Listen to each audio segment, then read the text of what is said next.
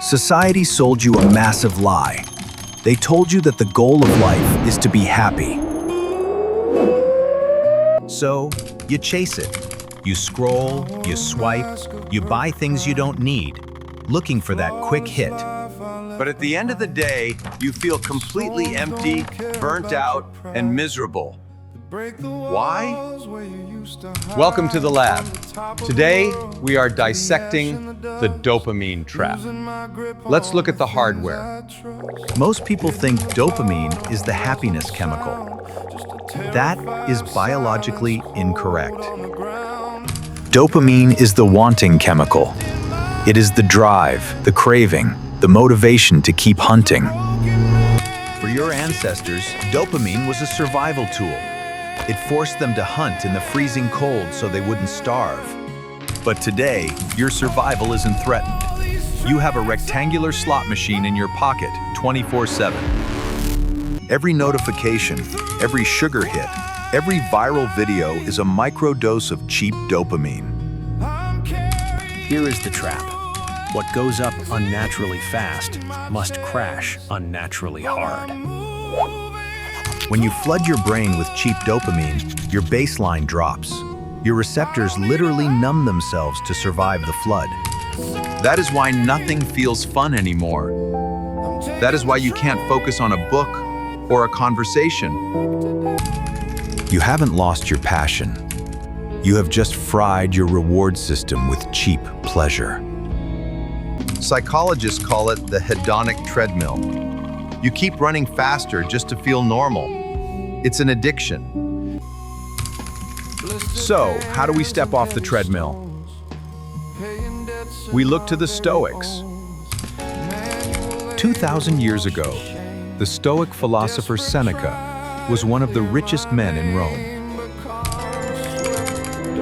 Yet, once a month, he would sleep on the hard floor and eat peasant food.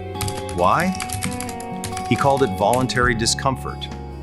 He was manually resetting his dopamine baseline.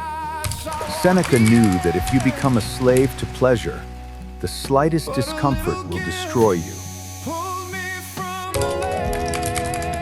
This is where we separate the weak from the fit. You have to start earning your dopamine. Step 1, the fast. You need a period of absolute boredom to starve the cheap dopamine. Sit in a room in silence. No music, no screens, no distractions. Just you and your chaotic thoughts. It will feel agonizing at first. That is your brain going through withdrawal. Let it burn. After the burn, the baseline resets. Suddenly, a walk outside or a simple cup of coffee feels incredible again. Step 2, do hard things. Shift your focus from consumption to creation. Lifting weights, learning a language, building a business. These are hard dopamine. Hard dopamine is delayed. It hurts in the moment, but it builds long-term pride and deep satisfaction. Stop choosing what feels good right now. Start choosing what will make you proud tomorrow. You missed the latest trending drama on the internet? So what? It's irrelevant to your life's mission. Step 3, detach from the outcome. The Stoics teach us to love the work, not the reward. If you only work for the applause, you are still a slave to external dopamine. Be the builder. When your satisfaction comes entirely from your own effort, your mind becomes an impenetrable vault. No corporation, no algorithm, and no toxic person can control a mind that doesn't crave their cheap validation. Stop chasing happiness. Happiness is a byproduct of a life well lived, not the destination. Chase meaning. Chase discipline. Chase the things that make you respect the person in the mirror. Evict the cheap thrills. They are robbing you of your actual potential. Take back your attention. It is the only currency that actually matters in this world. Your brain is a laboratory. It is time to stop running toxic, cheap experiments on yourself. Embrace the boredom. Do the hard work. Reset the baseline. If you are ready to step off the treadmill and take control, hit subscribe. Join the lab. We are building a fortress in here, brick by brick.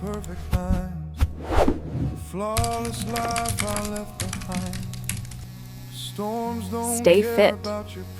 Stay wise. Stay chill. From the top of the world to the ash and the dust, losing my grip on the things I trust. Hitting the bottom wasn't a sound, just a terrified silence cold on the ground. No control left in I'll see you in the lab. my hands. Just a